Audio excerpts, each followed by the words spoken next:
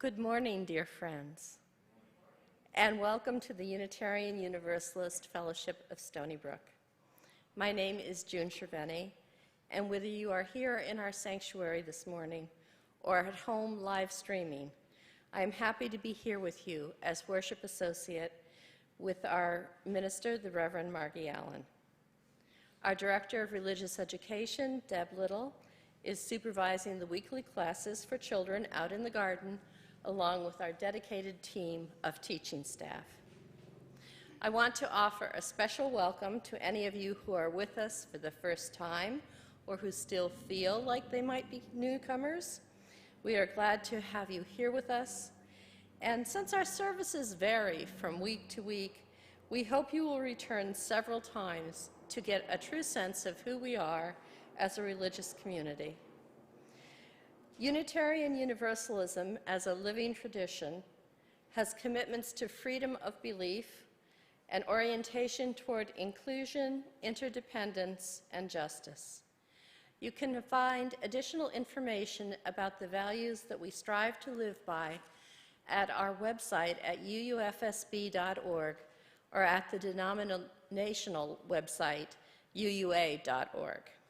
We welcome those of all ages, abilities, and identities who are searching for spiritual community. In order to ensure that all of us remain safe here in the sanctuary, please keep your masks on while inside, unless speaking from the pulpit, and hum rather than sing along with the hymns. Only our masked hymn leader will sing.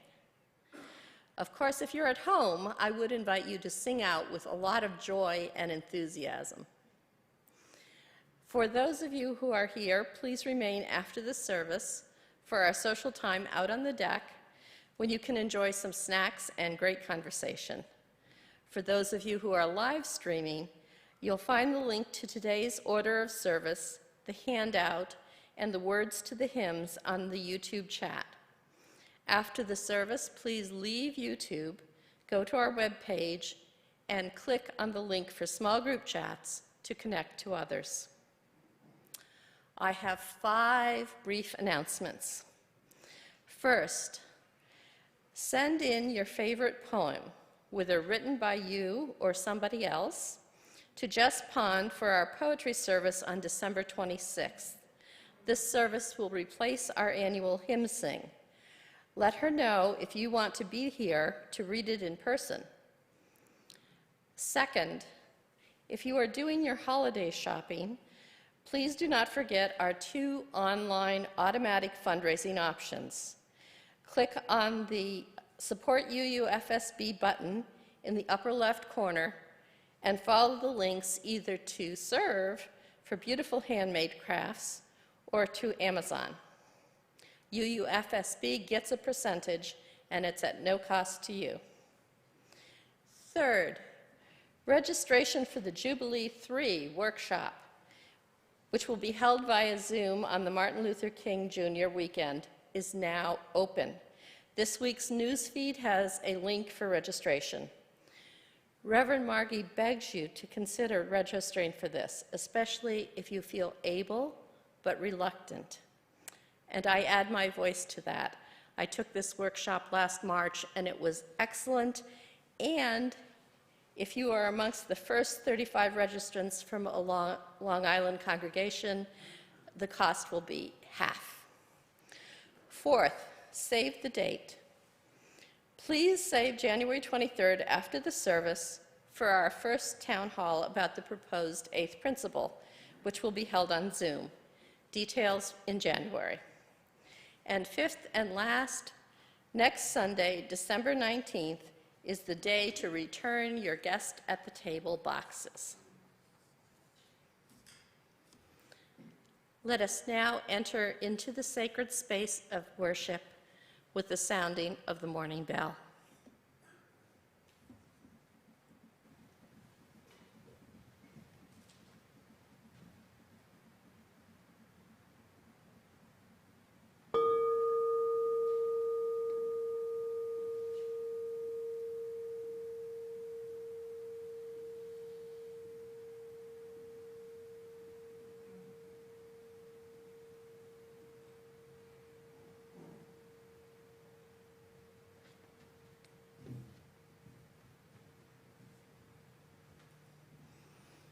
I have asked Elise Powell to light our chalice this morning.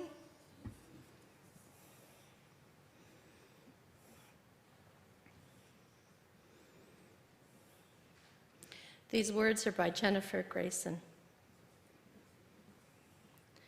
Universal mystery, guide us away from the desire to shine light in all the corners. Teach us to embrace the night, for without the darkness, we never see the stars.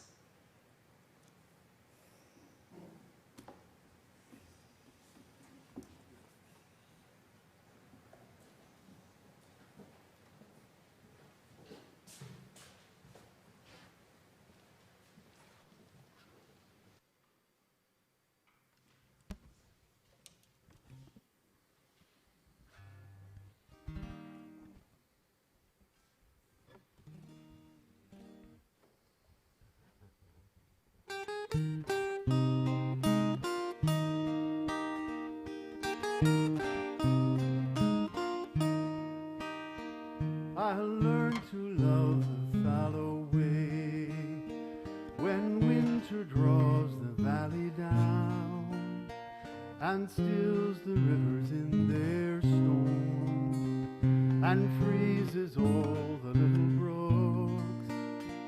Time when our steps slow to the song of falling flakes and crackling flames, when silver stars are high and still, deep in the velvet of the sky, the crystal time, the silent times, I'll learn to love their quietness, while deep beneath the glistening snow, the black earth dreams of violets, I'll learn to love the fallow time.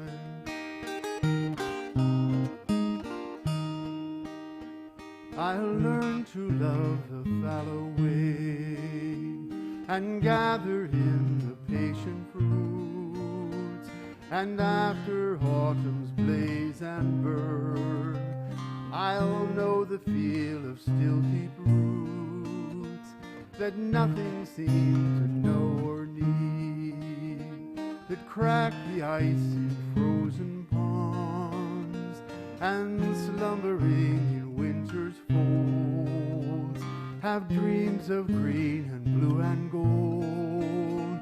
The crystal time, the silent times, I learned to love their quietness, while deep beneath the glistening snow, the black earth dreams of violets, I'll learn to love the fallow time. No drummer comes across the plain to tell of triumph or of pain, no word of far off battle's cry to draw me out or draw me nigh. I'll learn to love the fallow way, and listening for the blossoming of my own heart once more in spring. As sure as time, as sure as snow, as sure as moonlight, wind and stars, the fallow time will fall away, the sun will bring an April day, and I will yield to summer's way.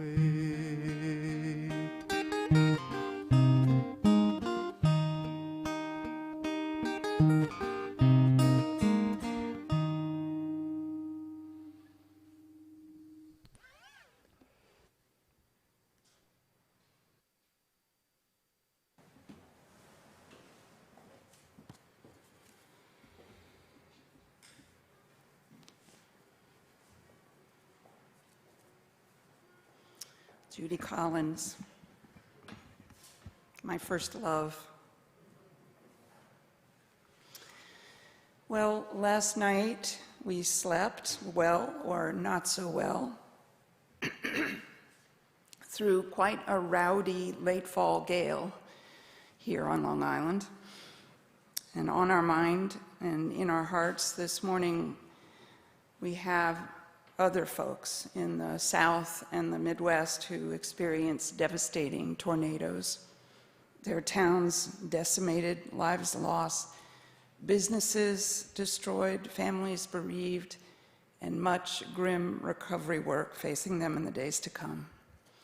We all here wish for them strength, solidarity, and hope in the aftermath.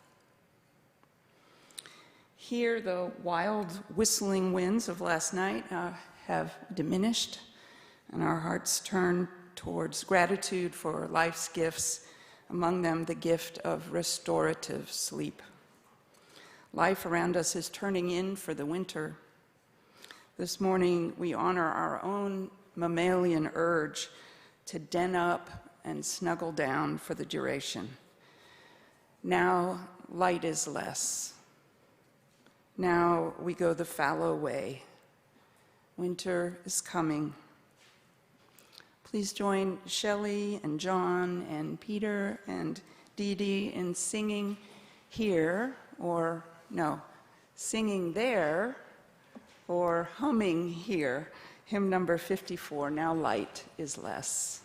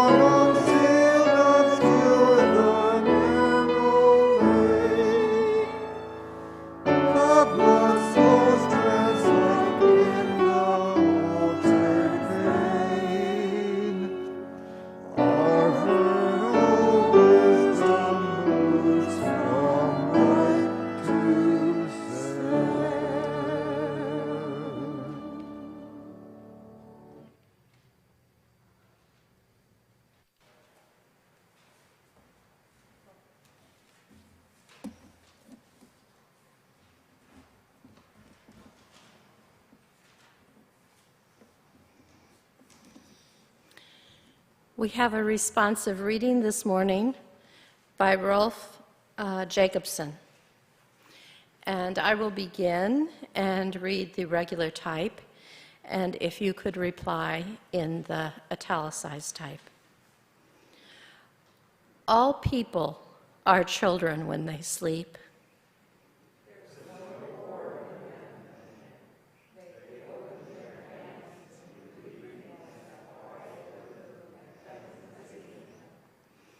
They pucker their lips like small children and open their hands halfway, soldiers and statesmen, servants and masters.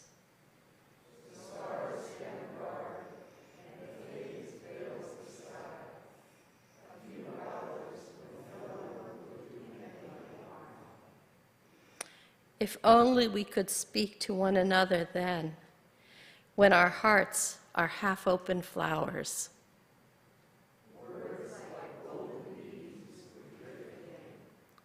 God, teach me the language of sleep.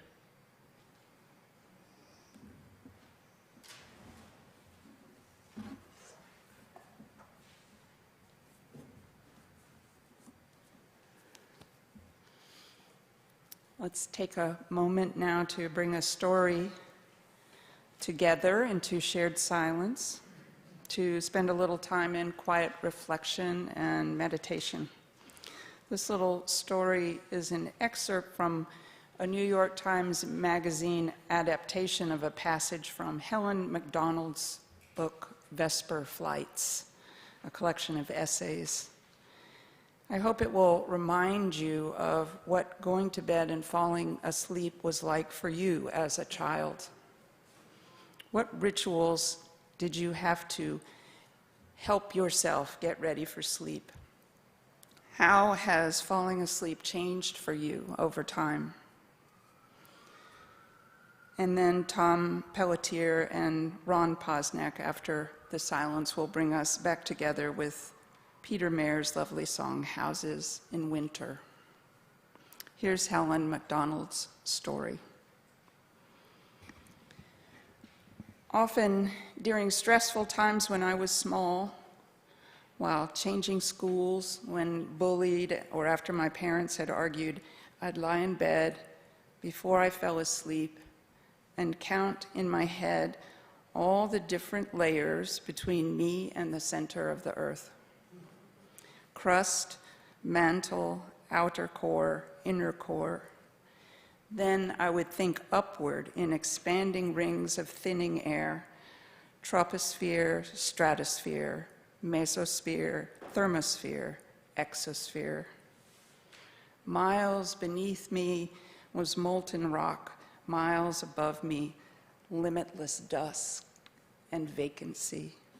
And I'd lie there with the warm blanket of the troposphere over me, and a red cotton duvet cover too, and the smell of the night's dinner lingering upstairs, and downstairs the sound of my mother busy at her typewriter. This evening ritual wasn't a test of how much I could keep in my mind at once or of how far I could send my imagination. It had something of the power of incantation, but it did not seem a compulsion, and it was not a prayer. No matter how tightly the day's bad things had gripped me, there was so much up there above me, so much below, so many places and states that were implacable, unreachable, entirely uninterested in human affairs. Listing them one by one built an imaginative sanctuary between the walls of unknowing knowns. It helped in other ways too. Sleeping was like losing time, somehow like not being alive. And drifting into it at night, there sometimes came a panic that I might not find my way back from wherever I had gone. My own private vespers felt a little like counting the steps up a flight of steep stairs. I needed to know where I was. It was a way of bringing me home.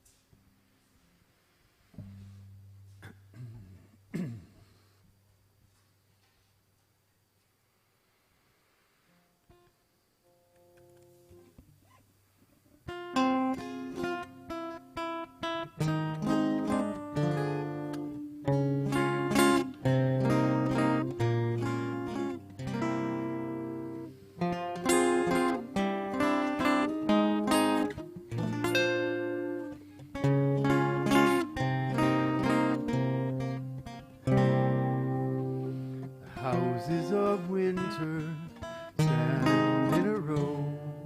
Chimneys that billow, windows that glow. They play out their scenes for the snowdrifts and icy streets at night. Inside they are clearing their dishes away, watching the news and counting the day, and reading their children stories before their bedtime.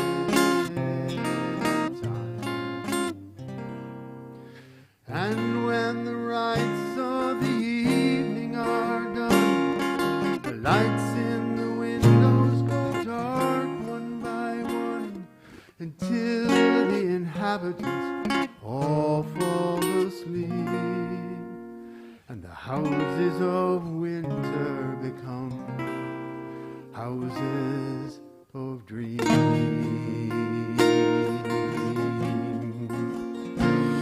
And they tend their fires with care, whisper a prayer for their dreamers' safekeeping as the cold blows, wind at the doors, and hangs icicle swords where his captives are sleeping.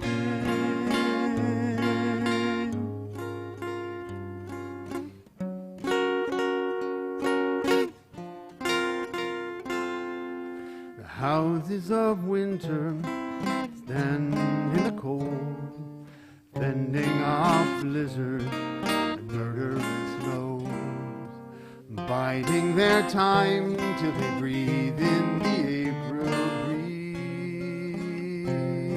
again, harboring lives with their walls and their roofs, watching like mothers watch over their broods, wakeful as monks meditating before the day begins. And in the darkness before the day starts, they ponder the purpose in their furnace hearts, and hope that the people for whom their hearts burn with love, the long winter will love with their own hearts in turn. And they tend their fires with care and whisper a prayer for their dreamers' safekeeping as the cold blows, the wind at the doors, hangs icicle sword where his captives are sleeping, and Orion holds court in the sky as night owls fly above frozen and dreams like chimneys smoke rise from behind the closed eyes, the houses of winter.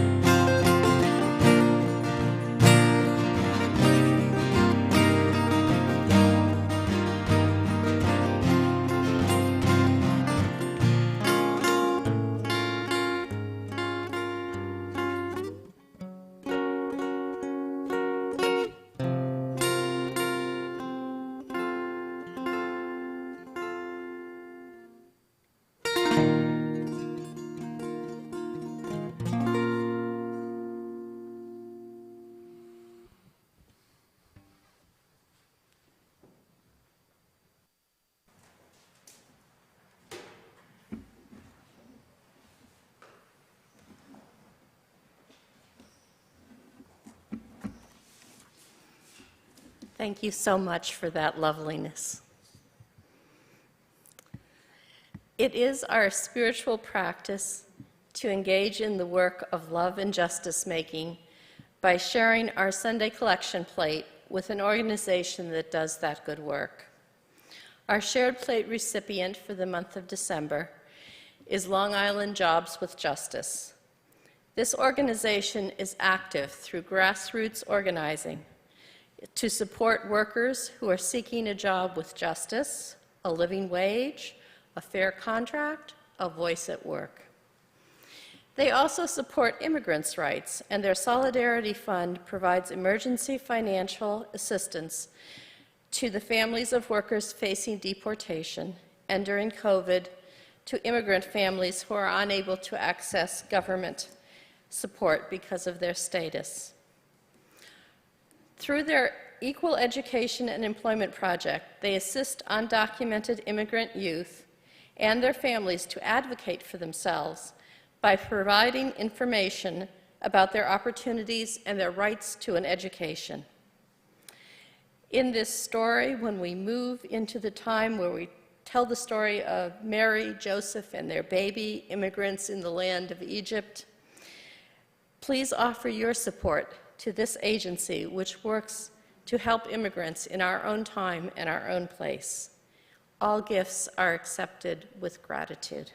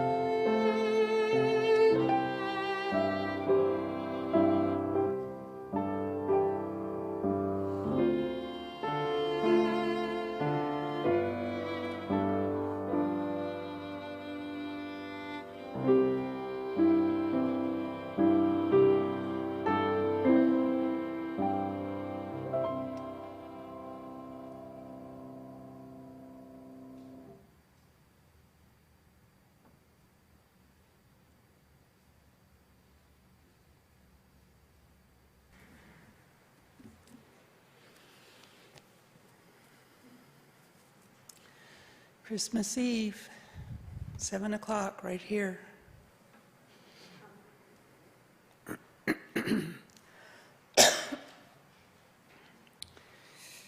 Preparing for sleep and falling asleep is a spiritual practice that supports critical restorative processes in animal bodies like ours. We don't hibernate, but we are internally compelled by changes in light levels and temperature and the rigors of weather to hunker down a bit to stay down, slow down, stay home, keep warm, gather together, dream up a new year, and eat all the food we've stored up. Seems a little redundant right now given the restrictions of pandemic caution, but 'tis the actual season now. Again, our Winterruhe, our winter rest. This is the season in our hemisphere in which we join other beings in the depth of the spiritual practice of winter dormancy, the ultimate in good sleeping. Cool, dark, cozy. I've been a good sleeper most of my life. But like most people over 65, there are times now that I struggle to fall asleep or to stay asleep. So right now in my life, I want to be more intentional about managing the timing, the conditions, and the ritual for sleep at the end of the day. As a child, the ritual came naturally. I slept right in the middle of the bed, with my feet bent up. This was because there were dangerous beings underneath the bed and at the foot of the bed. They might grab or bite a dangling limb. So I was careful to coil up and create a no man's land between us. I also shut the closet door. The sound of rain on the roof, the residual smell of our evening meal, the weight of the blanket or the coolness of the sheet helped me drift off to sleep. And when I had trouble as a teenager, I remember pressing my nose against the window screen and taking in deep breaths of the honeysuckle air or the spicy air of fall or the icy bite of a snowy night. I remember thinking of it as a kind of sleeping tonic, and it always worked. I remember as a teenager also coming home from the little theater on campus where I was working on set design with someone, and I stepped back off the ladder into a bucket of white paint. And we were there cleaning up and carrying on till late, and I got home, and I remember that I just walked in the house, went to my bed, and just leaned back on the bed. My whole body wasn't even on the bed, and I woke up exactly like that in the morning. Last January, in the aftermath of the insurrection at the United States Capitol building, I was struck by a video image of a dozen or more military personnel still in their fatigues, sprawled at the foot of the stairs in the rotunda in every possible sleeping position, their equipment at hand, they leaning against a column or a wall, head on a stair step, pressed together like a puppy pile, every one of them sound asleep, right there in the light of day with people milling about them. How in the world did they manage that? The same way, I suppose, that they manage it in even more stressful and dangerous conditions. They know that they must grab the opportunity to sleep when it arises, even if it's just for a few minutes. They risk their comrades' safety if they don't get sleep when they can. And I have learned since that the US military teaches a technique for falling asleep quickly, which I may get to shortly. Sleep deprivation is the other enemy. Since the 1950s, Americans have given up 1.5 to 2 hours a night of sleep time, they say. Back then we got about 8 hours. These days, I read, we're lucky to get 6.5 hours of sleep at night. Teenagers, despite their reputation, get only 5. They need 9 for optimal brain function. And there is also this tendency in our frenetic work and play culture to brag about how little we sleep, how little sleep we've had or need, thinking it proof among our coworkers especially that we're strong and resilient and busy and productive.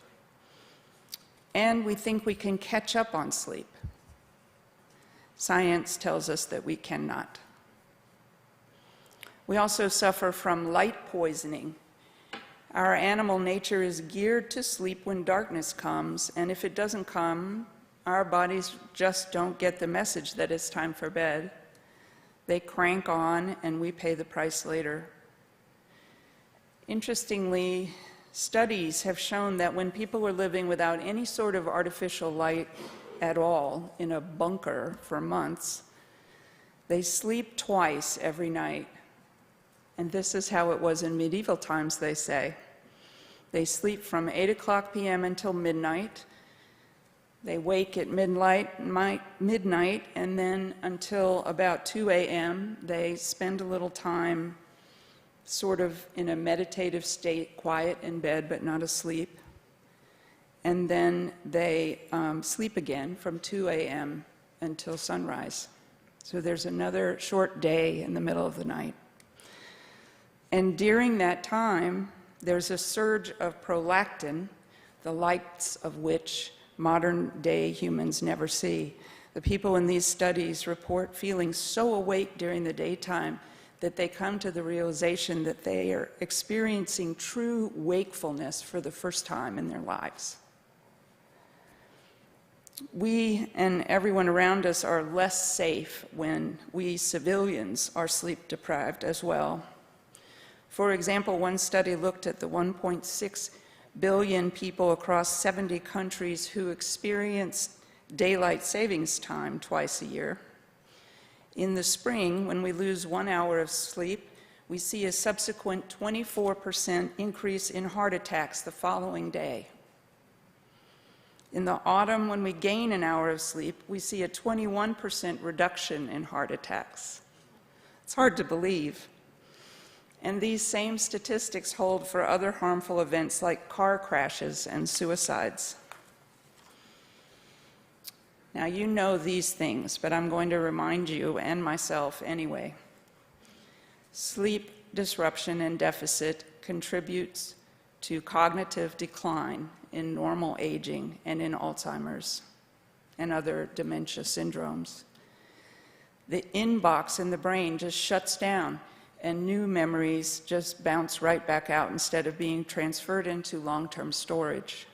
We need adequate sleep in order to learn. Sleep also prepares the brain for new learning in specific ways.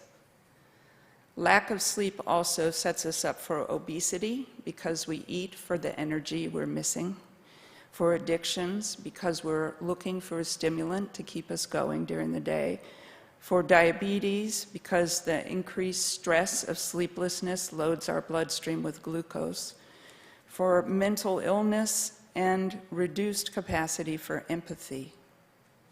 In addition, and especially important right now, inadequate sleep contributes to lowered immunity to infectious disease in serious ways. So, what happens to the brain while we're sleeping that is so critical to our higher functioning? Neuroscientist Jeff Iliff explains it this way. The brain, unlike everywhere else in the body, has no lymphatic drainage system for waste. There's no room in the skull for a whole nother set of vessels.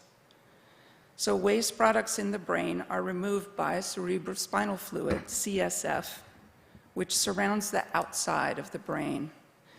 Iliff watched CSF in the brains of living mice circulating through brain tissue from the outside in, riding along the outside of blood vessels that reach every single cell in the organ.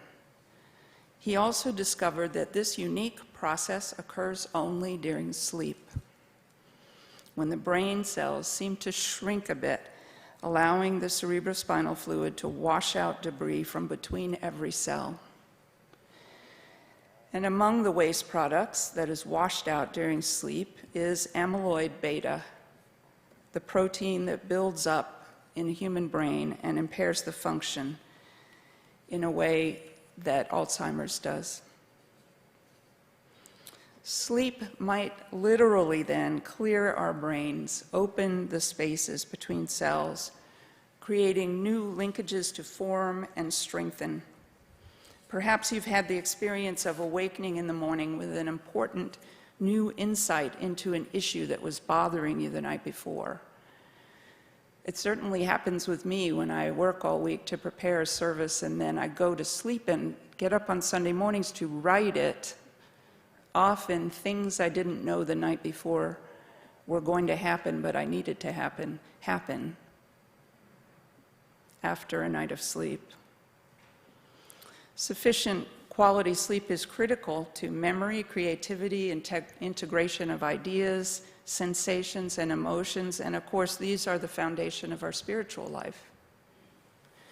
We exercise these spiritual muscles every Sunday we meet, right here and in virtual space, in our own spiritual practices at home in between. Russell Foster, a British professor of circadian neuroscience, bet you didn't know that existed, reminds us that the average person spends 36% of their life asleep, which means that if you live to 90, then you will have spent 32 years entirely asleep. 32 years. Foster quotes fantasy writer Jim Butcher, who wrote, quote, "Sleep is God. Go worship," end quote. And I say, that makes sense to me. Sleep is an entry point into mystery, a place where that which people call God frequently hangs out, there in the mystery. Our brains do some recalculating in that environment and in that company, and the time we spend there makes life better and healthier. That's the result of a spiritual practice, and we need more of that. So lots of stuff gets in the way of good sleep. You know the list. I don't know why I have kids first, but kids, stress, noise, light, thinking, worrying, caffeine, alcohol, stomach reflux for some of us, nightmares, apnea, too cold, too hot, pain, restlessness of others in the bed, needing to pee, intrusive weather, little exercise or exercise late in the day, neither of which is good, TV or internet screens and content, being an older adult, napping after 2 p.m., don't do that. The habit of assuming that you're going to have difficulty sleeping, so you do have difficulty, and movement disorders, which are very common and can wake you up. That's just to name a few. For better sleep, then, you want to create an environment that's conducive to sleep and a regular ritual for preparing for sleep. I'm assuming there's at least one of you who needs to hear this process. An environment conducive to sleep in general is a room that is reserved only for sleep, sex, and waking up. As dark as possible, as quiet as possible, temperature around 65 degrees, maybe an open window, a comfortable bed and bedclothes, no clocks you can see. If helpful, soft sounds or soothing smells conducive to sleep. No smoking or alcohol for at least 2 hours before you go to bed. No screens or books for at least 30 minutes, except this minister says maybe poetry that you love to read out loud. And the evening meal should be behind you by 3 hours, especially if it was a big one. And a ritual for preparing for sleep might include getting ready for bed at a regular appointed time every night. How many of you do that? Go to bed at the same time every night? Yeah. Dimming lights ahead of bed, drinking a caffeine-free hot beverage of some kind, or taking a warm shower, some gentle yoga or stretching, and maybe some soothing music, maybe some time before your personal altar, if you have one in your house. And once in bed, maybe list your gratitude aloud or silently, your gratitudes for the day. Think about your favorite part of the day. Repeat a mantra or affirmation with each cycle of breaths. Picture an image of peace or beauty and try to sense it in your imagination in detail. A progressive tightening and releasing of muscles from your face down your body to your toes. And as promised, here's the method taught personnel in the U.S. military. It's 4 steps. It's similar to the progressive tightening and release. So relax the muscles in your face, including your tongue and jaw and the muscles around your eyes. Drop your shoulders as far down as they'll go, followed by your upper and lower arms, one side at a time. Breathe out, relaxing your chest, following down your legs, starting from the thighs and working down. And then spend 10 seconds trying to clear your mind before thinking about one of these images or another one that works for you. They list lying in a canoe in a blue lake with a clear blue sky above you, lying in a black velvet hammock in a pitch black room, or saying, "Don't think, don't think, don't think," over and over again for 10 minutes. You could say other mantras or affirmations instead. And finally, if you aren't asleep in 20 minutes, get up, go to another room, and do some quiet activity in dim light until you begin to feel sleepy, and then come back to bed. Try again. I want you all, my loves, to enjoy the best sleep possible. Me too. Because the world will harvest the good we dream up. When I worked as an intensive care nurse, the moments I treasured most and that sustained me the most were those times when I could stand at a bedside and watch a person sleep. I know that some of you who are parents or grandparents will know what I mean. It's a moment of magic, something beautiful. In that moment, looking upon a face in which all pain, all worry, all disappointment are for the moment absent, I saw, or more accurately felt, the miracle of that life, the capacity of that person to love, their unique abilities and wisdom, their call to make something of their lives. Their wholeness shows up in that moment in a way that stuns me every time. It was as if I had fallen in love with him or her, an old man or an old woman, usually a person who had seen and done a lot. My heart would get so full that I'd feel it like it was going to burst as the worth and dignity of a life entered me fully and truly, and often I would get teary. I don't know how often this happens to other people. I loved my work as a member of a healing team. I was good at it. I bonded easily with the characters I cared for. Our work together as patient and nurse was so intimate and their needs so great, and my desire to give comfort and peace so strong. After a long evening of making things right, relieving pain, washing off the post-op debris, dressing wounds, providing water and food, getting that person up in a chair, welcoming in family and friends for visits, after all that labor on both our parts, the sleep at the end of the day was deep. The grace of the moment was palpable. It was like the end of a good, long dance. We were exhausted, both, still bound together by the music that had drawn us through the dance. something beautiful. I wish this for all of us, that our labor with and among one another be work that intimate, that powerful, that mutual, and that make use of our good sleep, that we make use of our good sleep for weaving up wisdom in our fascinating and fascinated resting brains. Sweet darkness is coming. Let us make the most of it. Amen.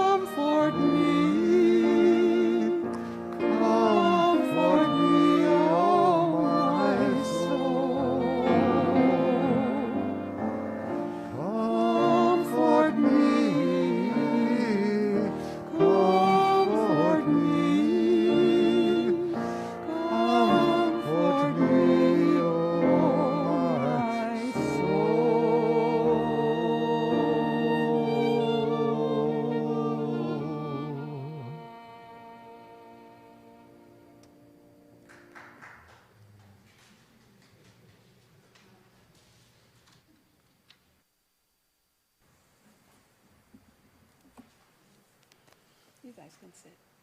Thank you. It's so nice to hear the variety of voices we get to hear since we have song leaders.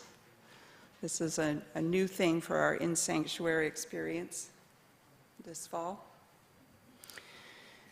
So thank you. This poem by Dorianne Loux, L-A-U-X, these are our closing words, reminds me of the line of Peter Mayer's song, Houses in Winter, that goes, "And dreams like chimney smoke rise from behind the closed eyes in the houses of winter." But this is Dust by Dorianne Lowe. Someone spoke to me last night, told me the truth. Just a few words, but I recognized it. I knew I should make myself get up, write it down, but it was late, and I was exhausted from working all day in the garden, moving rocks. Now I remember only the flavor, not like food, sweet or sharp, more like a fine powder, like dust. And I wasn't elated or frightened, but simply rapt, aware. That's how it is sometimes. God comes to your window, all bright light and black wings, and you're just too tired to open it.